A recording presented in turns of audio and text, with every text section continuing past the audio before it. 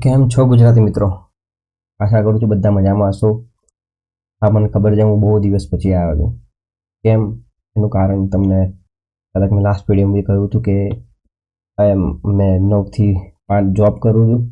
જોબની સાથે સાથે હું ટ્રેડિંગ કરું છું. એટલે નોકરી કરવાની સાથે ટ્રેડિંગ કરવાનું બહુ ડિફિકલ્ટ હોય છે અને સાથે વિડીયો બનાવીને અપલોડ કરવાના એ બી બહુ ડિફિકલ્ટ હોય છે.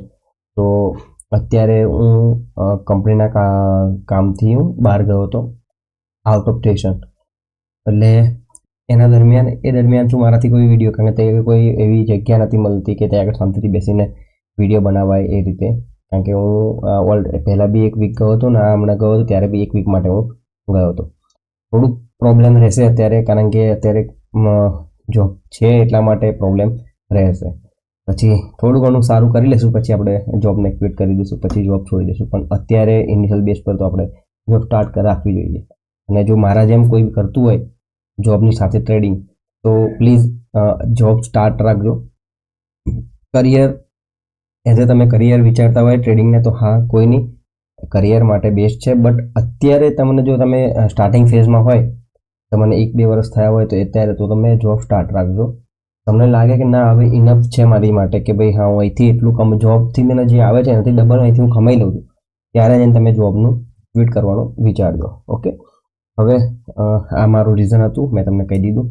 આજના ટ્રેડની વાત કરી લઈએ. આજે આપણે ટ્રેડ કર્યો છે, બરાબર છે. હવે ટ્રેડની અંદર મને શું થયું શું નહીં એ જોવા માટે તમે વિડીયોને એન્ડ સુધી બનાવી રહેજો. આવતીકાલ માટે બી આપણે લેવલ્સ માટેની વાત કરીશું કે ભાઈ આવતીકાલે કયા કયા લેવલ્સ વર્ક કરી શકે છે. અત્યારે માર્કેટ તમે જોઈ રહ્યા છો, 1 ડેના ચાર્ટ પર તમને બતાવું તો માર્કેટ અત્યારે એટલું બધું એ થઈ ગયું છે ને, તમે જુઓ છેલ્લા કેટલાય દિવસથી market gap up gap down open થયા કરે છે. Gap down gap up gap down gap up, મતલબ એક દિવસ એવો નથી કે જ્યાં માર્કેટ સ્ટેબલ ઓપન થયું હોય. સમજો, કોઈ બી જગ્યાએ કોઈ એક દિવસ એવો નથી જ્યાં માર્કેટ, આજે બી માર્કેટ ગેપ ડાઉન ઓપન થયું ને માર્કેટ ગેપ ડાઉન ઓપન થયા બાદ બી માર્કેટે 3-4 દિવસના લો, એટલે મતલબ વીકની અંદર બી તમને બતાવું ને તો વીકનો બી લો એને લઈ લીધો છે. આજે વીકનો જે વીકની કેન્ડલ છે, વીકનો બી આજે લોની નીચે ક્લોઝિંગ કર્યું છે માર્કેટે. મને ખબર નથી પડતી માર્કેટ ક્યાં જવા માંગી રહ્યું છે. છેલ્લા હવે આ માર્કેટ છે, બટ આની પછી તો કોઈ સપોર્ટ દેખાતો નહીં, સીધો મને 19,000 વગર. તો હવે માર્કેટ શું કરવા બેઠું છે ખબર નહીં. ચલો હવે હું તમને 15 મિનિટમાં બતાવી દઉં મારા ટ્રેડનું લોજિક. પહેલાં તો જતા રહીએ 5 મિનિટમાં. 5 મિનિટમાં આપણે એને માર્ક કર્યું હતું. ઓકે, અને આજનો મારો ટ્રેડ છે એ લોસની અંદર મેં બુક કર્યો છે. ઓકે, થોડુંક લોસ બી લીધો છે અને લોસ બહુ મોટો લઈ લીધો છે. 10ની જગ્યાએ 20 પોઈન્ટનો લોસ લઈ લીધો છે. એવું તમને કેવી રીતે? મેં એક આ તમને દેખાશે ઉપર એક લિક્વિડિટી કરીને મેં એક ઝોન લાઇનમાં ડ્રો કરી છે. એની પછી મેં અહીં આગળ બાય કરવાનો પ્લાનિંગ કર્યો છે. 5 મિનિટની અંદર તમે જો જે આ કેન્ડલ હતી ને ત્યાં આગળ મને ઝોન બતાવતું હતું, બરાબર છે. અને આ કેન્ડલે મને એ બધા પણ મેં થોડું એડજસ્ટ કર્યું હતું અને આને મેં કર્યો હતો, માર્ક કર્યો હતો 5 મિનિટની અંદર.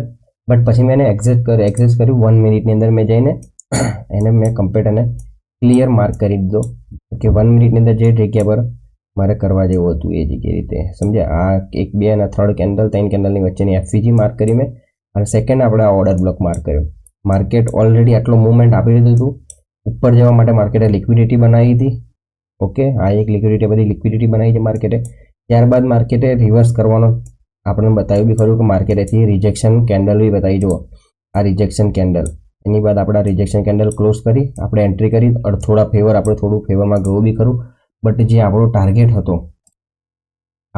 હતો આ જે પ્રીવિયસ જે સ્વિંગ હતો નિયર બાય આપણો જે સ્વિંગ હાઈ હતો એ જ આપણો ટાર્ગેટ હતું કે આ ટાર્ગેટે આપણે લઈ લઈશું. આટલું આપણું ટાર્ગેટ હતું. બટ થયું એવું કે ટાર્ગેટ આપણને ના મળ્યું, ઉલટું આપણને લોસ મળ્યું. માર્કેટ કેટલા પોઈન્ટ ગયું હતું? 30 પોઈન્ટ માર્કેટ ગયું હતું. બટ અહીંયા આગળ આપણું જે એની ટાર્ગેટ હતું એ પ્રમાણે હતું ગયું. એટલા માટે કે 30 પોઈન્ટ અહીં થયું છે એટલે સમજો કે હું કંઈ નહીં માતો પણ 15 પોઈન્ટ તો આપણા પ્રીમિયમમાં મૂવમેન્ટ આવી હશે. બટ જે ટાર્ગેટ માર્યું હતું એ ટાર્ગેટના જો એના લીધે મેં રિસ્ક લીધો હતો 20 પોઈન્ટનો, તો 20 પોઈન્ટ મારા માટે પછી એ પ્રમાણે હું જો 10-20 પોઈન્ટ લઈને નીકળું 15 પોઈન્ટ લઈને, તો કોઈ મારો સેન્સ નથી પડતો. એ મારું સાયકોલોજી ડેમેજ કરે છે. ઓકે, તો પછી મેં એક્સેપ્ટ કરી લીધું અને trade exit stop loss hit થઈ ગયું. ત્યારબાદ સેકન્ડ એન્ટ્રી માટે વિચાર્યું આપણે કે ભાઈ ઓર્ડર બ્લોકથી કદાચ ઓર્ડર બ્લોકથી માર્કેટ આવે, પણ ઓર્ડર બ્લોકથી કોઈ રિજેક્શન માર્કેટે દેખાડ્યું નહીં, એટલે આપણે પછી તે આગળ કોઈ એન્ટ્રી કરવાનો પ્લાન કર્યો નહીં. પછી હું તમને પાછો એક વાર 3 મિનિટમાં જતા રહીએ આપણે સેકન્ડ એન્ટ્રી માટે બી આપણે પ્લાન કર્યો હતો કે એક આપણે એન્ટ્રી કરશું સેલ સાઇડ માટે. આ જગ્યાએ તમે જુઓ, આ 1 2 અને 3 કેન્ડલ છે. 3 કેન્ડલની વચ્ચે આ એક એફવીજી બનાવી રહ્યો છે. તમને બતાવી દો, આ એક એફવીજી છે, સેલ સાઇડ એફવીજી. હવે સેલ સાઇડ એફવીજી બન્યો, બટ ત્યાં આગળ કોઈ માર્કેટ ટચ કર્યું નથી. સમજો, ત્યાં માર્કેટે ટચ કર્યું નથી, એટલા માટે આપણે ટ્રેડ નથી લીધો. અધરવાઇઝ જો ટચ કર્યું હોત તો આપણે ટ્રેડ લેવાના હતા. ઓકે, આપણું પ્લાનિંગ હતું કે આ જગ્યાએ આપણે એક ટ્રેડ મારશું અને આપણે એન્ટ્રી કરીશું, બટ ટ્રેડ ત્યાં માર્કેટ ત્યાં ગયું જ નથી. હવે ત્યાં ગયું નથી તો આપણે એન્ટ્રી લેવાનો કોઈ મતલબ નથી. નહીં તો એમ તો તમે જોશો તો હવે હું તમને બતાવી દઉં, જો એન્ટ્રી તમારે લેવી હોય ને તો હાઈ ટુ લો ફિબોનાચી મારશો ને તમે તો તમને એન્ટ્રી મળે છે આરામથી 0.53 રિજેક્શન. બટ આપણા રૂલ્સમાં નહોતું, કારણ કે આપણે ફિબોનાચીના હિસાબે આપણે ટ્રેડ બહુ ઓછો કરીએ છીએ.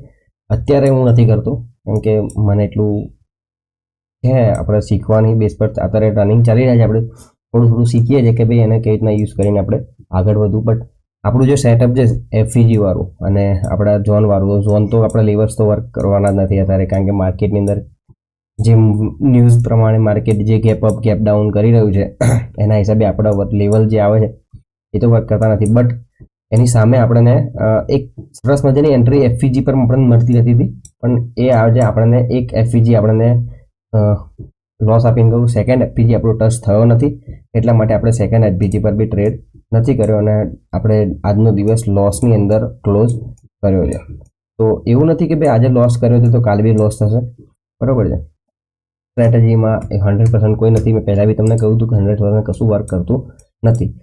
ઓવરઓલ મેં આજે આ મારો મંથ પતી ગયો છે ઓવરઓલ, કારણ કે હું બહાર રહ્યો અને પછી અહીં થોડા દિવસ અહીં ટ્રેડ કર્યું. જે ટ્રેડ કર્યા મેં તમને કહ્યા, બરોબર છે.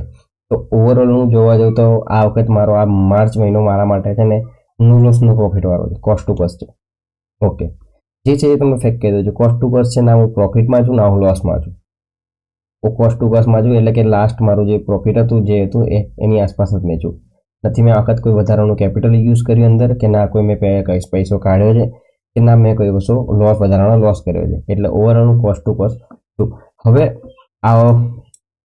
આવતીકાલ એટલે કે આવતીકાલ 31 તારીખ છે, પણ કાલે માર્કેટ બંધ છે. કાલની તારીખ પછી માર્કેટ સીધું ઓપન થશે 1 તારીખે 1 એપ્રિલે. એટલે 1 એપ્રિલે હવે નવું ફાઇનાન્શિયલ યર ચાલુ થશે અને ફાઇનાન્શિયલ યરની અંદર આપણી ટાર્ગેટ છે, આપણું ટાર્ગેટ છે કે આપણે છે ને સરકારને ટેક્સ પે કરવો છે. જો હું જાહેરમાં બધાને કહું છું કે આપણું એક ટાર્ગેટ લઈને ચાલ્યા છે આપણે હવે આવતા વર્ષે, કે મારું એક ટાર્ગેટ છે કે મારે આ ફાઇનાન્શિયલ એટલે કે 26-27 જે હશે એ 26-27ની અંદર મારે સરકારને એક ટેક્સ પે કરવો છે. ટેક્સ પે કેવી રીતના કરવાનો તમે સમજી ગયા છો મારી વાતને, કે હું શું કહેવા માંગી રહ્યો છું, રાઈટ? તો હવે એ પ્રમાણે મારે ટેક્સ પે કરીને આગળ વધવાનું છે. હવે તમે વિચારી લો કે હું કેટલી ઇન્કમ સોર્સ માટે વિચારી રહ્યો છું કે ટેક્સ ભરવાની વાત કરું છું. જ્યારે ટેક્સ ક્યારે ભરવાય કે જ્યારે એક લેવલ સુધીની ઇન્કમ આવી રહે, જ્યારે આપણી તેના પછી ઉપર ઇન્કમ થાય ત્યારે આપણે ટેક્સ ભરવાના અંદાજ ગણાય. અત્યારે સેલેરી પર્સન હોય એના તો ટેક્સ ભરવાનો આવતો નથી, બટ તમારી એક ઇન્કમ સેલેરીમાં બી એક ઇન્કમ ફિક્સ છે કે આટલી ઇન્કમથી વધારે હશે તો તમારે ટેક્સ ભરવો પડશે. તો એટલી ઇન્કમ આપણે કરવાનો વિચાર છે, સિર્ફ અને સિર્ફ ટ્રેડિંગથી, સેલેરીથી નહીં. ઓકે, હવે વાત રહી હવે આવતીકાલ માટે. તો આવતીકાલ માટે તમને હવે શું કહું મેં, કારણ કે માર્કેટે જે હાલત કરી રાખી છે ને અત્યારે, લેવલ આપવાની બી બીક લાગે છે. હકીકતમાં કહું તો લેવલ આપવાની બીક લાગે છે કે માર્કેટની હાલત એટલી ખરાબ થઈ ગઈ છે ને અત્યારે. તો પણ આપણે માર્ક કરી રાખીએ છીએ કે આ પ્રીવિયસ ડેનો હાઈ, બરાબર છે, પ્રીવિયસ ડેનો હાઈ અને પ્રીવિયસ ડેનો લો માર્ક કરી રાખીએ છીએ આપણે, બરાબર છે. માર્કેટ જો કાલે ફ્લેટ ઓપન થાય તો માર્કેટ પાછું gap up gap down open થાય છે તો આઈડિયા નથી. એક લેવલ નીકળી રહી છે, જે લેવલે વારે ઘડી માર્કેટ ટચ કર્યું છે. પ્રીવિયસમાં બી ટચ થયું છે, માર્કેટે આજે ઓપન ત્યાં જ થયું છે, એટલે સોરી એનો લો આજે ત્યાં જ મારીને પછી માર્કેટ ઉપર ગયું. બાદ માર્કેટે ત્યાંથી એક રિવર્સ એક પુલબેક આપ્યું હતું, પછી માર્કેટે બ્રેક કર્યું હતું. તો આ બી એક લેવલ ઇમ્પોર્ટન્ટ છે 25,472નું, બરાબર છે. એક બીજું લેવલ છે 22,715નું અને બીજું એ છે 22,285નું. દેખીએ હવે આવતીકાલે શું કરી રહ્યું છે માર્કેટ. દેખો માર્કેટ હવે ખબર નહીં શું કરવા માંગ્યું છે. હવે મેં તમને બતાવી દીધા લેવલ્સ. હવે આવતીકાલે માર્કેટ ઓપન થયા બાદ તમે તમારું દિમાગ લગાવજો, ત્યારબાદ તમે એન્ટ્રી પ્લાન કરશો. બરાબર છે. અને ચેનલ પર દેખો, મને ખબર છે કે ટાઈમ લાગે છે, વિડીયો ઓછા આવે છે, બટ એનું રીઝન મેં તમને કહી દીધું.